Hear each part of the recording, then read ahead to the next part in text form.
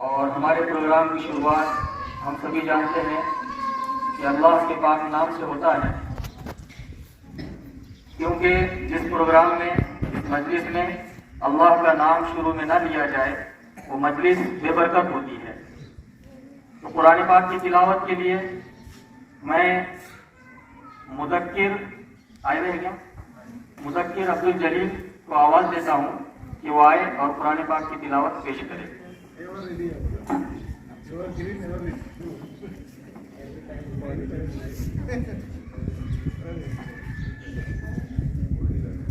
अऊज़ु बिल्लाहि मिनश शैतानिर रजीम।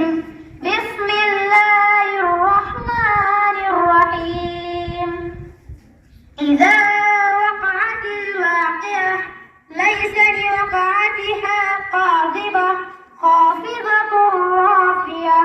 इज़ा रुज्जतिर रज्ज वबुस्सतिल जिबालु बस्सा फकानत हबाअन मुंबस्सा फकुंतुम अज़वाजन सलासा फअस्हाबुल मयमनति मा अस्हाबुल मशअमा वअस्हाबुल मयमनति मा अस्हाबुल मशअमा वस्साबिकून अस्साबिकून उलाइकल मुक़र्रबून फी जन्नातिन नईम सुल्लतुम मिनल अव्वलीन व क़लीलुम मिनल आखिरीन। सदक़ल्लाहुल अज़ीम। माशाअल्लाह, बहुत अच्छी तिलावत की। अशफाक सर की तरफ से 10 रुपये बाद में ले लेना मुदस्सिर में। आप सभी जानते हैं कि अल्लाह ताला के बाद में जो सबसे बड़ी हस्ती है वो अपना हो या बेगाना हो लौटा नहीं खाली। दरबार मोहम्मद से कभी कोई सवाल नहीं। अपना हो या बेगाना हो लौटा नहीं खाली। मौजूद सका आपकी दुनिया में मिसाली। मौजूद सका आपकी दुनिया में मिसाली। नबियों की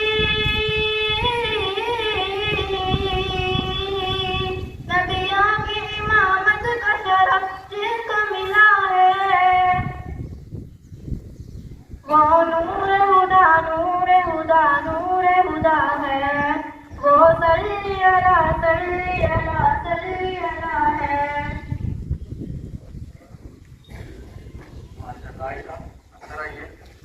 आपको इब्राहिम सर की तरफ से और अशफाक सर की तरफ से 10 रुपये। माशाअल्लाह, अच्छी आवाज़ आई।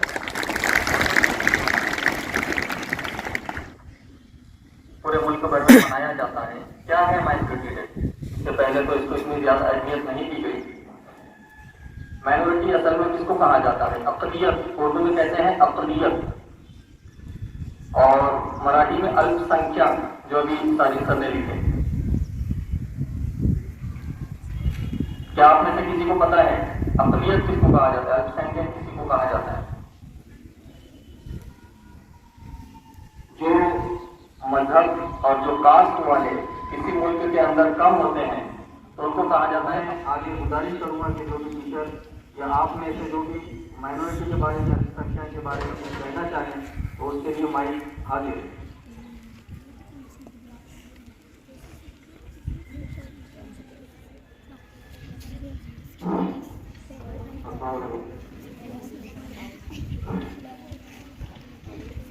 आज हम जिस टॉपिक पर जो बात कर रहे हैं वो अल्पसंख्यक माइनॉरिटी।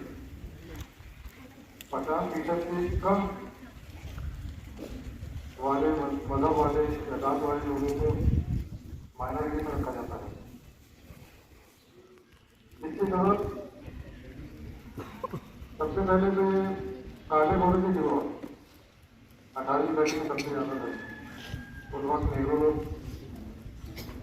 पहचाना कितने लोग अफ्रीकन लोग जो काले का थे, तो उन लोगों को बहुत ज़्यादा सताया गया। तो उनको सताने में बचाने के लिए सबसे पहले पेरिस में एक कमीशन बनाया गया 1919 ताकि उनको लोग बताएं। अक्सर ऐसा होता है कि जो लोग कम लाभार्थी हैं उनको बताया जाता है हर तरह से राशि वैसे हमारे हिंदुस्तान में भी होता था कि बहुत से ऐसे कम लाभ वाले उनको बताया जाता था। आपने स्कूल में भी जब गुरु पंचायती कभी जो थी जहाँ बोलता है आदत लोग कुमार तो ऐसी चीजें ना हो और ये लोग क्या होता था इनका जो आत्मविश्वास है लेकिन मुझे बहुत मुनाफे वगैरह जो तो उसको बढ़ाने के लिए सरकार की तरफ से भी कुछ सहूलत दी जाती है। जैसा कि गरीब लोग हैं अगले लोग तकरीबन गरीब होते हैं तो स्कूल में आने के लिए स्कॉलरशिप भी 1000 रुपये डालते है ना। और हमारे पास हिंदुस्तान में कमीशन बनाए गए national commission for minority rights 1992 1992 जिसमें 6 मजहब के लोगों को रखा गया है मुस्लिम क्रिश्चियन सिख उसके बाद पारसी और जैन इन लोगों को हमारे हिंदुस्तान में माइनॉरिटी कहा गया। क्यों कहा गया क्योंकि ये तादाद में बहुत कम है। ठीक है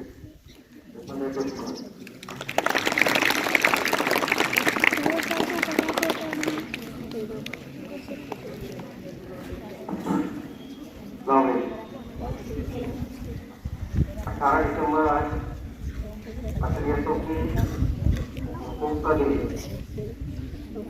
माइनॉरिटी राइट्स डे और 1992 के अंदर अखबार मुतहदा के अंदर ये ऐलान किया गया है कि 18 दिसंबर को अल्पसंख्यक दिन के तौर पर मनाया जाएगा। और हिंदुस्तान के अंदर ये 1993 से शुरू हुआ। 1993 में ये कमीशन बनाया गया जिसमें सर्वे किया गया जो आबादी है ये सब मौजूदा आबादी के साथ हिंदुस्तान की आज की मौजूदा आबादी कितनी 1,140 करोड़ तो 140 करोड़ में से 17.22 करोड़ मुसलमान हैं। अल्पसंख्यकों में सबसे ज्यादा आबादी ये बना मैंने शुरू करने कहा सबसे ज्यादा आबादी वाले मुस्लिम हैं और सबसे कम आबादी वाले जैन लोग हैं। जो मुसलमानों की जो आबादी है अगर फीसद के एतबार से लिया जाए तो मुल्क की आबादी का ये 14.23% है और जैन जो है वो 45 लाख 4% पे पहुंचे। लेकिन सर्वे किया गया तो देखा गया कि मुसलमानों की तालीमी एतबार से और माली एतबार से सबसे पीछे और 4% जैन लोग होने के बावजूद ये ज्यादा पढ़े लिखे लोग हैं। तो हिंदुस्तान में अल्पसंख्यकों के लिए कमीशन बनाया गया स्पेशल कमीशन बनाया गया जो मुसलमानों की फलाह बहनी के लिए काम करता है। वो था 2005 में बनाया गया जिसे अपन बहुत मरतबा बहुत सारे दफा हम सोच सकते हैं उन्हें आपने सच्चर कमेटी बहुत महत्वपूर्ण काम है।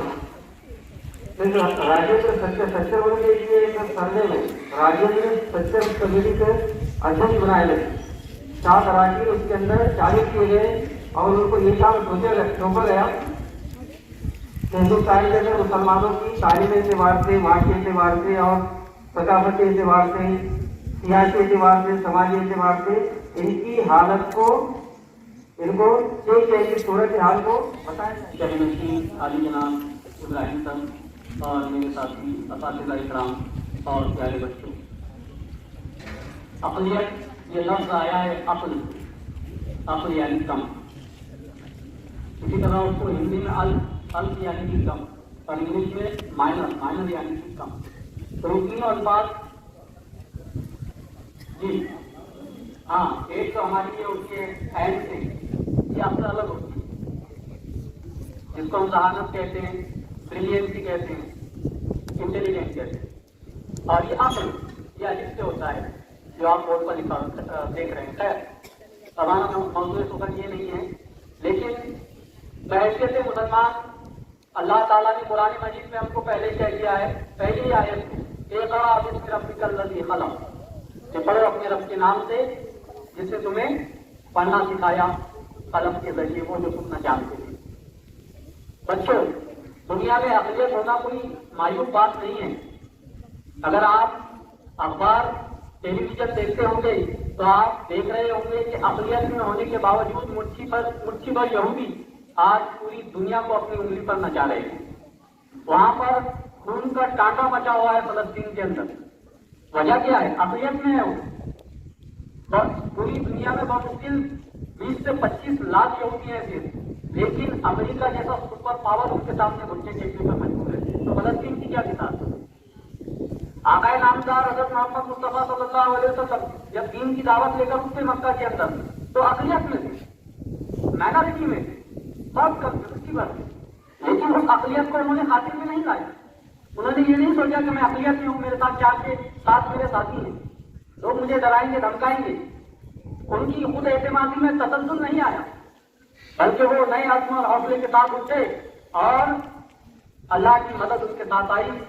जंगे बद्र हुई और फिर दुनिया में आपने देखे तारीफ गवाह है कि वही अक़लियत जिसने इल्म का सहारा लिया, जिसने अल्लाह की मदद ली, जिसने अपने आप को एहसासे कमतरी में न लाते हुए पूरी दुनिया के साथ मक्का फतह हुआ, माइनॉरिटी मेजॉरिटी बन गई और धीरे धीरे इस्लाम स्पेन से लेकर हिंदुस्तान, पाकिस्तान और दीगर ममालिक में फैलता चला गया। तो अक़लियत होना कोई बुरी बात नहीं है, लेकिन अक़लियत को अपने आप को उसमें एहसास कमतरी का डरवा देना ये बुरी बात। आज हम 22-23 करोड़ है, लेकिन हमारा ना कोई सालार है ना कोई सरदार। तालीम हमारे अंदर उसका कोई शऊर नहीं है, बेदारी नहीं है। हमारे लीडर है लेकिन हमको सही राह नहीं दिखाते। ये हमारे ऊपर एहसान है हुकूमत का कि वो हमारे लिए इतनी बड़ी बड़ी स्कीम्स लाती है। अक़लियत का आज दिन मनाया जा रहा है। कई इदारे हैं, NGOs हैं, जैसे NCTUL, national council for promotion of Urdu language, Delhi से ये इदारा चलता है। मौलाना आजाद एजुकेशनल एक ट्रस्ट है। अभी गुज़िश्ता 9-10 दिसंबर को सिल्लोड में उसका एक प्रोग्राम हुआ कि उसमें अक़लियत के तलबा को, मुस्लिम, सिख, ईसाई, बुद्ध और जैन लोगों को स्कॉलरशिप दी जाती है, लेकिन हमारे अंदर वो शऊर नहीं है कि कहां से कौन सी स्कॉलरशिप दी जाए, किस तरह से उससे फायदा उठाया जाए। वजह है तालीम की कमी। दोस्तों, मैं एक बातें आपके इल्म में लाना चाहता हूँ। कोविड-19 हुआ, यानी कोरोना, जिसके अंदर मरकज को निशाना बनाया गया, दिल्ली जमात तबलीग के मरकज। ये बातें आया गया हो गया, लेकिन मैं बता रहा हूँ कि इब्राहिम साहब ने कहा कि पढ़िए, मुताला कीजिए, अखबारों का मुताला कीजिए, हालात हाज़िरा पर नजर रखिए, तो आपको पता चलेगा कि अक़लियतों के खिलाफ किस तरह की साजिशें की जा रही हैं, किस तरह से उनको निशाना बनाया जा रहा है। तो हम भाई हमारी 4 ईद की जो है दुनिया, उसी के अंदर है हम।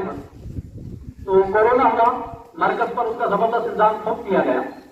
कई साथियों को क्वारंटाइन के नाम पर हरासमेंट किया गया, उनका सताया गया। बहरहाल उसके बाद क्या होता है, देखिए अक़लियत के खिलाफ मुनज़्ज़म साजिश, ये जो हमारे अल्हम्दुलिल्लाह कुछ आज के जिंदा और बेदार मर्द बड़े बड़े लोग मौजूद हैं, जिनकी हिंदुस्तान की सियासत पर और अक़लियतों के मसाइल पर गहरी नजर है। वरना हम तो कब के दरबदर हो जाते, कब के मुल्क बदर हो जाते, बेहाल हो जाते। लेकिन कुछ तरफ फरमा, कुछ मुखलिस मुसलमान इस कौम में भी मौजूद हैं। तो हुआ यूं, किस्सा मुख्तसर तालीम से रिलेटेड ये मामला है कि दिल्ली में एक निसाब जो आप किताबें पढ़ते हैं ना, तो मेडिकल के निसाब में, MBBS के निसाब में एक सवाल डाला गया कि हिंदुस्तान में कोरोना किस वजह से फैला।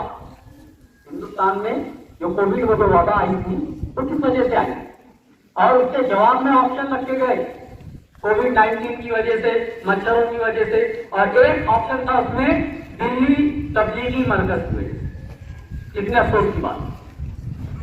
अब ये बात जमात इस्लामी, SIO और लखनऊ के एक हजरत है आली जनाब समीउल्लाह खान साहब, उनकी नजर में आई, उनके अंदर में ये बात आई। क्यों? क्योंकि ये समाज, हिंदुस्तानी सियासत, अरबाब इक़्तिदार और मुस्लिम मसाइल से जुड़े हुए।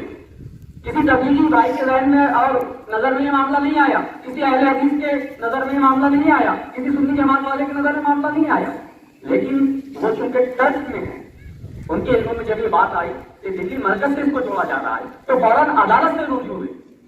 अदालत में उन्होंने ये बात उठाई कि इस तरह का बेहुदा इल्जाम, इस तरह का बेहुदा सवाल जिससे अक़लियतों के जज्बात मजबूर हो रहे हैं, उनके जज्बात पर ठेस पहुंच रही है, आपने निकाह में कैसे शामिल कर दिया? क्या कोविड दिल्ली मरकज से फैला है? ये तो एक आसमानी आफत है, अज़ाब इलाही था। अदालत ने इन पैरोकार की सुनवाई को समाप्त किया और फिर आखिर को समीउल्लाह खान और जमात इस्लामी और ईसाइयों के दीगर लोगों की कोशिशें रंग लाई और वो सवाल उस किताब से एमबीबीएस के कोर्स से हटा दिया गया। तो हमारा काम है कि अक़लियत में हम हुकूमत की स्कीमों से फायदा उठाते हुए ये भी ध्यान में रखें कि हमको अक़लियत से निकलकर मेजॉरिटी बनना है, और वो तभी मुमकिन होगा जब हमारे अंदर तालीमी शऊर आएगा, जब हमारे अंदर सियासी शऊर आएगा, जब हम मिलजुल कर इस उम्मत मुस्लिमा को पूरी दुनिया, पूरे हिंदुस्तान में गैर मुस्लिम बिरादरान तक इस्लाम का सही पैगाम पहुंचाएंगे, उस पर अमल करेंगे और दूसरों को भी अमल करने की तलकीन करेंगे, तब जाकर हमारे अक़लियत हम मेजॉरिटी में आएंगे। और मेजॉरिटी पूरी दुनिया के लिए, क्योंकि आखिर में मैं बस इतना ही कहूंगा कि खिलाफत की बिना दुनिया में हो फिर इस्तवा, क्योंकि दुनिया खिलाफत चाहती है। सियासत में मसाइल का हल नहीं होता है, सियासत है फसादी शय, खिलाफत अमन की बुनियाद, शहनशाहों में गुरबा की सुनी जाती नहीं फरियाद। तो अल्लामा इकबाल ने कहा था कि खिलाफत की बिना दुनिया में और फिर इस्तवा, ला कहीं से ढूंढ कर अखलाक का कल को जिक्र। सलाम अलैकुम।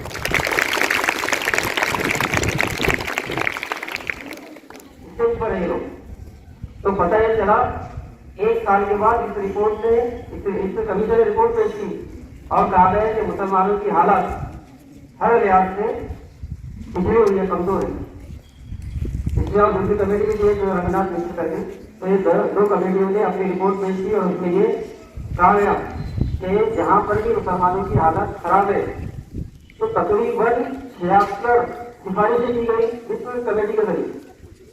76 सिफारिशें के बाद जिसमें कारीगर के बाद में कमजोर, मार्केट के बाद में कमजोर है, उसके बाद में जो फंड वगैरह नहीं मिलता है, जो अदालत दी है उसकी अदालत, तो हर लिहाज से ये कमजोर पाए गए। तकरीबन 374 जिलों का सर्वे किए गए पूरे हिंदुस्तान के अंदर, जिसमें से 61 जिले ऐसे पाए गए जहां पर मुसलमानों की जो हालत है वो बहुत कमजोर पाई गई।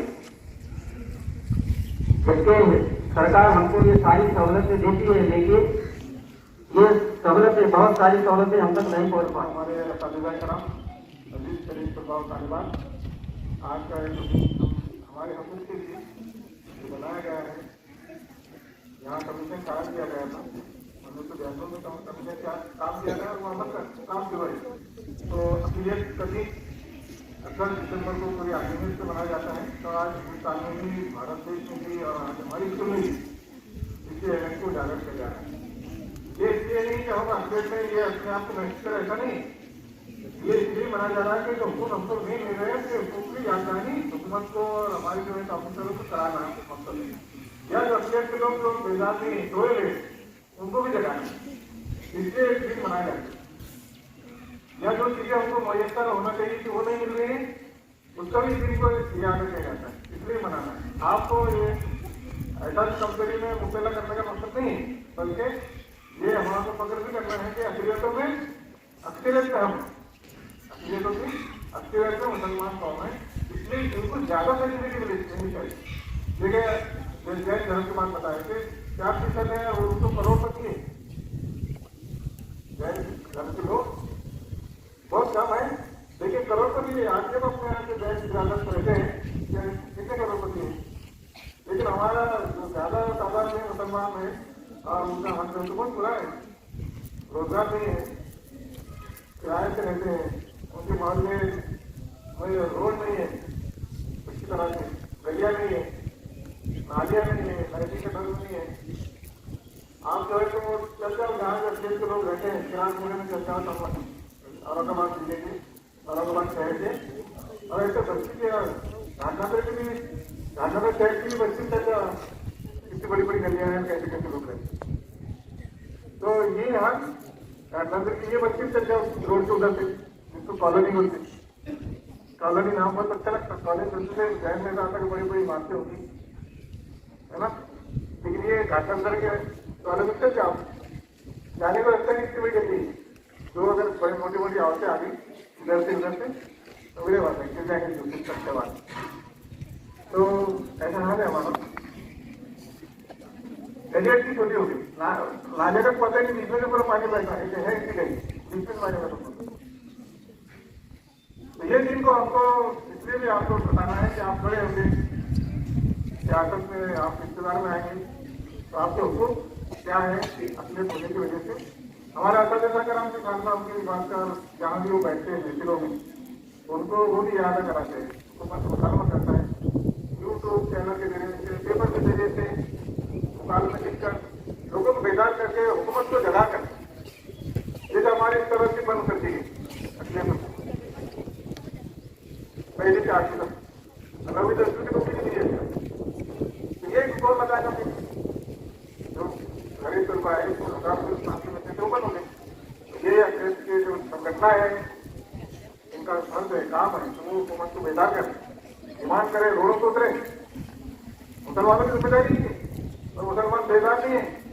बड़े बड़े प्रोग्राम उन्होंने इस तरह के देना चाहिए खिदमत खर्च के लिए, मुसलमान खिदमत खर्च के लिए पैदा किया गया है, वरना हिसाब के लिए तो कम न थे करो बयान है, किसी भी जरूरत पड़ी परीक्षा और ये सब इबादत के लिए अल्लाह की। कुरान कहता है कि निकाह माफी तमामात फिलहाल जमीन आसमान की हर चीज अल्लाह की क्रिया में करे। और अगर मुसलमानी चक्रिया में चक्र में लगे रह गए, इबादत में लगे रहे, तो क्या उसमें क्या फर्क है। तो मुसलमानों को रोड पे उतरने की जरूरत है, समाज में बेदारी पैदा करने की, एहतजाज करने के लिए। अब मुसलमानों को क्या देखिए आशिक था हमारा पूरा घर के बाहर निकलने की तैयार नहीं है, वो बच्चा हमारा काम नहीं, किसका काम है?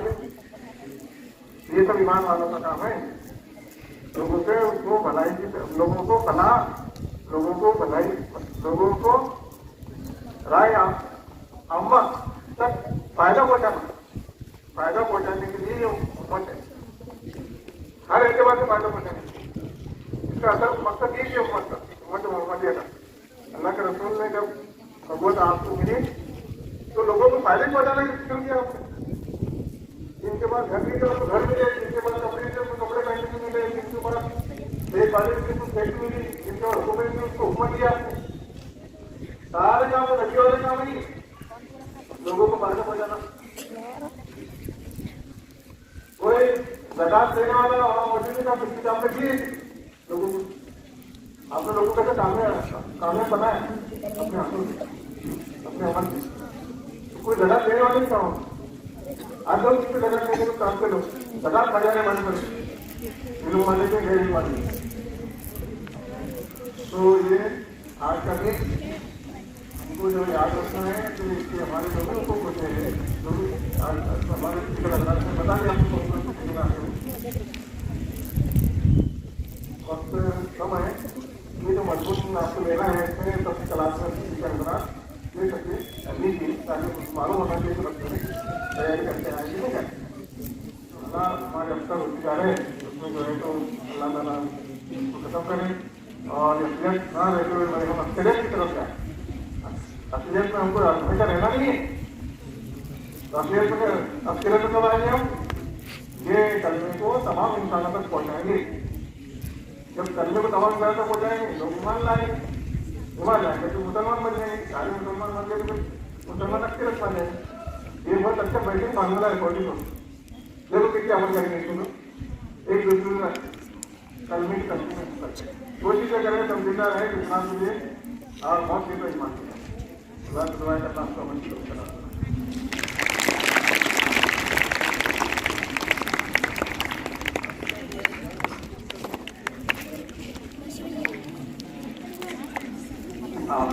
काफी सबसे गुजारिश है तो अपने अफियत के ताल्लुक से जो मालूमात है उससे दरियाफ्त करें और प्रोग्राम का इख्तिताम भी करें।